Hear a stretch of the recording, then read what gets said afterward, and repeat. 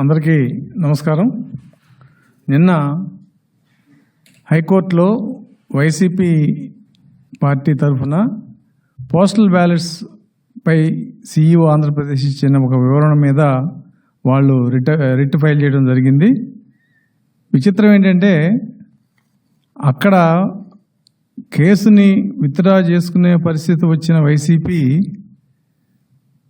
అది చెప్పకుండా సీఈఓ గారు ఏదైతే ఒక మెమోని మేము విత్డ్రా చేసుకుంటున్నాం అని చెప్పారో దాన్ని హైలైట్ చేస్తూ అదేదో విజయం సాధించినట్లు, లేదంటే సీఈఓ ఆంధ్రప్రదేశ్ తెలుగుదేశానికి ఏదో ఒక ఫేవర్ చేసినట్టు రకరకాలుగా వాళ్ళకు కావాల్సినట్టుగా వాళ్ళ బ్లూ మీడియా రాసుకోవడం జరిగింది. వాస్తవాలు కూడా తెలియాలి, ప్రజలకు కూడా తెలియాలి. ఇక్కడ సమస్య ఏంటంటే కేంద్ర ఎన్నికల కమిషనర్ 19/7/2023లోనే ఒక సర్కులర్ ఇవ్వడం జరిగింది. ఏమని, పోస్టల్ బ్యాలెట్స్లో తీసుకున్న ఓటు వేసిన సందర్భంలో డిక్లరేషన్ ఇవ్వాలి, ఫారం 13A అని.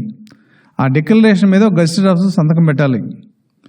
పెట్టినప్పుడు ఆ గెజిటెడ్ ఆఫీసరు అక్కడే పోలు ఎక్కడో జరుగుద్దో ఆ పోలీస్ స్టేషన్ సెంటర్ దగ్గర ఉండి ఆయనే సంతకం పెట్టి స్టాంప్ వేసి సీల్ వేసి ఇవ్వాలి. అది ప్రభుత్వం బాధ్యత. ఎక్కడన్నా పొరపాటున సీల్ లేకపోయినా స్టాంప్ లేకపోయినా అటువంటి బ్యాలెట్లని తిరస్కరించొద్దు, వాటిని వ్యాలిడిటీ చేసి కౌంట్ చేయండి అని చెప్పి 2023లోనే కేంద్ర ఎన్నికల కమిషనర్ సర్కులర్ ఇవ్వడం జరిగింది. ఇవాళ దాన్ని ఉటకిస్తూ 25/7/2024న ఆంధ్రప్రదేశ్ సీఈఓ గారు కూడా ఇటువంటి సందర్భాల్లో పోస్టల్ బ్యాలెట్ని మేము రిజెక్ట్ చేయమని చెప్పి స్పష్టంగా సర్కులర్ ఇవ్వడం జరిగింది. ఇది ఎందుకు ఇచ్చారు? తెలుగుదేశం పార్టీ మొదటి నుంచి పోస్టల్ బ్యాలెట్స్ మీద ప్రతి విషయాన్ని, ప్రతి అంశాన్ని ఏదన్నా డౌట్ ఉన్నా లేదంటే ఏదన్నా మార్పులు చేర్పులు చేయాలన్నా కూడా సీఈఓ ఆంధ్రప్రదేశ్ని కలవడం జరుగుతుంది.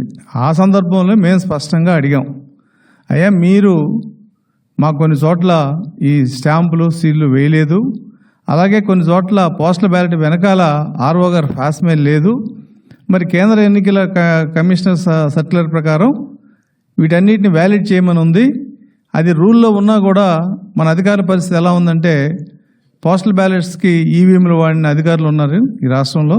కాబట్టి వాళ్ళకి స్పష్టత కావాలంటే మళ్ళీ మీరు ఒక సర్క్యులర్ ఇస్తే తప్ప దీని మీద స్పష్టత రాదు, లేదంటే అనవసరంగా పోస్టల్ బ్యాలెట్స్ నష్టపోయే పరిస్థితి ఉందని చెప్పి మేము అడిగినప్పుడు ఆయన 25/7/2024